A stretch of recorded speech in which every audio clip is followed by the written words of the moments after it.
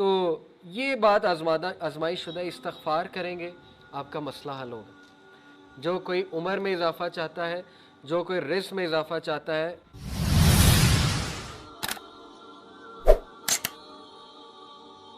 فَقُلْتُ اسْتَغْفِرُوا رَبَّكُمْ إِنَّهُ كَانَ غَفَّارًا، سورہ نوح آیت نمبر 10۔ حضرت نوح نے اپنی قوم کو کہا تھا اور اپنے رب سے مغفرت طلب کرو، بے شک اللہ غفارہ پرپیچول فارگیور ہے، بار بار معاف کرنے والا ہے۔ اس کا رزلٹ کیا ہوگا؟ یرسل السماء علیکم مدرارا، اللہ تعالیٰ آسمان سے تمہارے اوپر بارشیں برسا دے گا، رزق کے فوارے کھول دے گا۔ وَيُمْدِدْكُمْ بِأَمْوَالٍ وَبَنِينَ وَيَجْعَلْ لَكُمْ جَنَّاتٍ وَيَجْعَلْ لَكُمْ أَنْهَارًا، اللہ تمہیں اضافہ دے گا، کس میں؟ دولت میں، مال بھی، اموال، مال ٹینجیبل مال کا ذکر ہے، مال میں، وبنین اولاد میں، اور وَيَجْعَلْ لَكُمْ جَنَّاتٍ جنات گارڈنز دے گا تمہیں۔ تو یہ بات آزمائش شدہ استغفار کریں گے آپ کا مسئلہ حل ہوگا۔ امام احمد بن حنبل کا واقعہ ہے، ایک شہر گئے، مسجد میں انٹر ہوئے، ظاہر ہے تب تصاویر نہیں ہوتی تھی، اس کو نہیں پتہ تھا خادم مسجد کو یہ کون شخص ہے، سیلیبریٹی تھے اس دور کے، نکال دیا مسجد سے، نکلو یہاں سے۔ اب وہ حنبل تھے، بتایا بھی نہیں میں کون ہوں، بڑا دکھ ہوا انہیں۔ بہرحال سیڑھیوں پر بیٹھے ہوئے ایک بریڈ میکر تھا، اس نے کہا کہ یہ شخص پتہ نہیں بیچارہ کون ہے، اس نے کہا اچھا آؤ میرے ہاں رات گزار لو۔ چلے گئے، دیکھا کہ وہ استغفار بہت کر رہا ہے، بریڈ بناتے ہوئے، روٹی بناتے ہوئے۔ پوچھا کہ آپ بڑا استغفار کرتے ہیں؟ تو کہا کہ میں نے سنا ہے کہ استغفار کرنے سے اللہ وہ خواہش پوری کرتا ہے، دعا قبول ہوتی ہے۔ بڑا خوش ہوئے، شخص نالجیبل ہے، کہتے اچھا کیا خواہش ہے؟ کہتا میں امام احمد بن حنبل سے ملنا چاہتا ہوں۔ تو احمد بن حنبل جو ہے وہ کہتے ہیں کہ کیا بات ہے، رونے لگ گئے اور کہا کہ دیکھو کیسے اللہ مجھے یہاں پہ تمہارے در پہ لے آیا۔ بہت سے واقعات ہیں، میں نے آپ کو ایک سنایا۔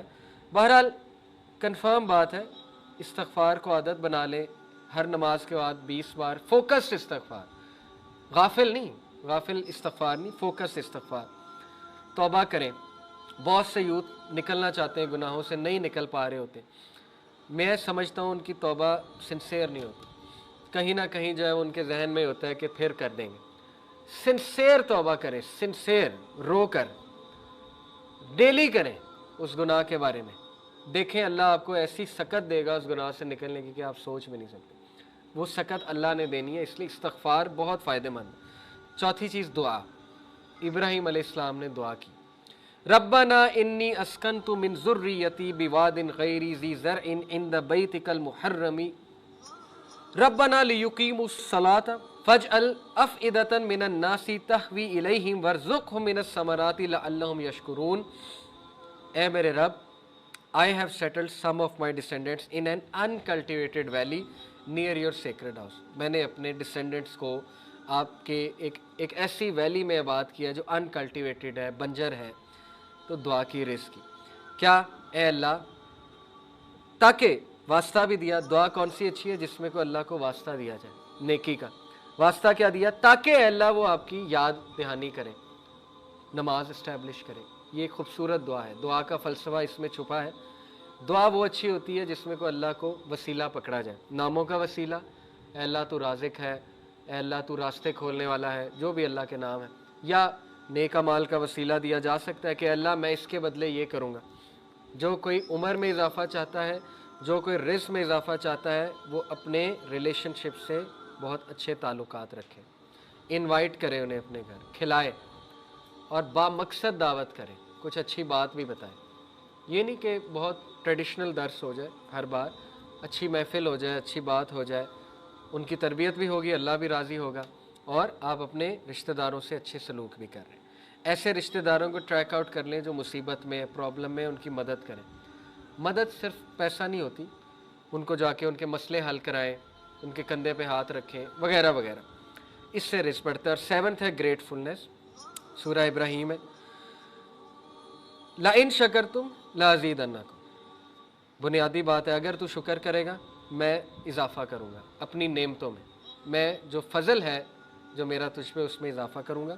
وَلَئِن كَفَرْتُمْ إِنَّ عَذَابِي لَشَدِيدٌ، اور اگر تو کفر کرے گا میری نعمتوں کا، پھر یہ کہ میرا عذاب شدید ہے۔ آخری میسیج نوجوانوں کو، میرے ایک دوست ہے، CEO ہے، बहुत बड़ी कंपनी के मल्टीनेशनल, कहते हैं मैंने कोई आज तक हज़ारों लोगों का इंटरव्यू लिया होगा ये 8-10 साल में, हज़ारों नहीं तो चंद 100 का लिया होगा। बहरहाल कहते हैं कि आज जो नौजवान हम पैदा कर रहे हैं हमारी यूनिवर्सिटीज़, वो पैसे के लिए कुछ भी करेंगे।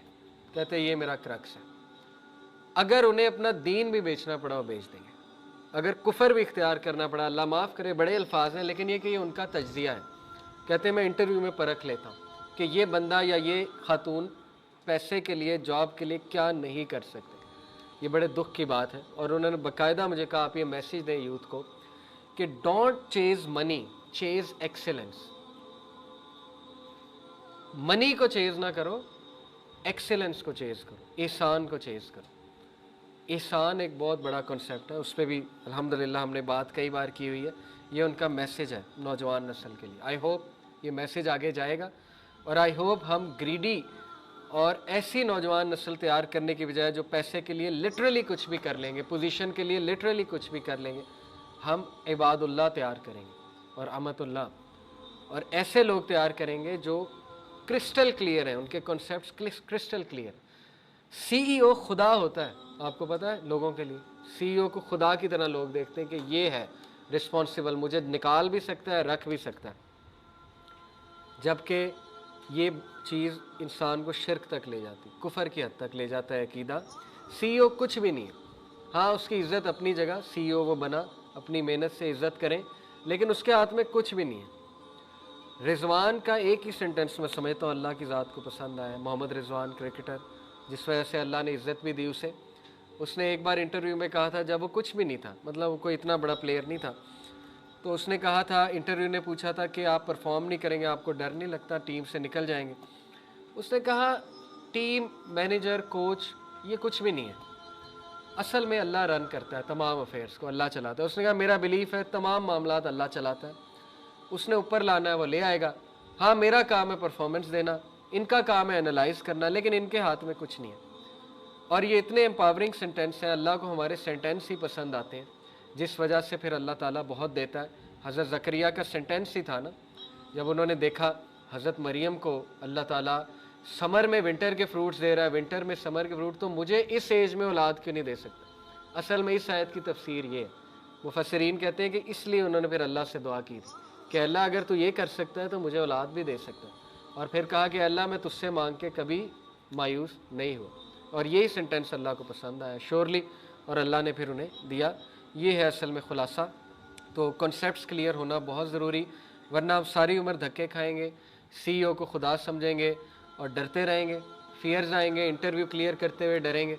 इंटरव्यू कुछ नहीं होना चाहिए आपके लिए, नर्वस होना एक नेचुरल बात है, लेकिन वो जो सामने बैठा है वो राज़िक है ही नहीं, वो आपकी तरह एक बंदा है, चंद सवालात पूछेगा, अगर अल्लाह ने लिखा है वहाँ हो जाएगा, नहीं होगा तो बेहतर तैयारी करके नेक्स्ट टाइम जाएँ, असबाब इख्तियार करें अच्छे से, इंशाल्लाह अल्लाह देगा। एक जगह से नहीं मिल रहा तो बर्ड्स की तरह मुख्तलिफ जगह ट्राई करें, फिरते रहें, बर्ड्स तो फिरती रहती हैं, कहीं ना कहीं से मिल जाता है, तो परिंदों की तरह फिरते रहें, इंशाल्लाह आपको मिलेगा। फोकस अपना सेट रखें, आखिरत ओरिएंटेड हो जाए, अल्लाह को पहचान लें, और वही हदीस है कि आखिरत को मेन फोकस रखेंगे, दुनिया पीछे भाग कर आएगी। और दुनिया पीछे भागने से सिर्फ पैसा मुराद नहीं है, उसमें टाइम वेल्थ भी है, उसमें सोशल वेल्थ भी है। हो सकता है अल्लाह ने आपको पैसा नहीं किसी और तरह की वेल्थ देनी, ये तो अल्लाह को पता है, इसलिए इन चीज़ों पे गौर करें। सुब्हानक अल्लाहुम्मा व बिहम्दिका अशहदु अल्ला इलाहा इल्ला अंता अस्तगफिरुका व अतूबु इलैक।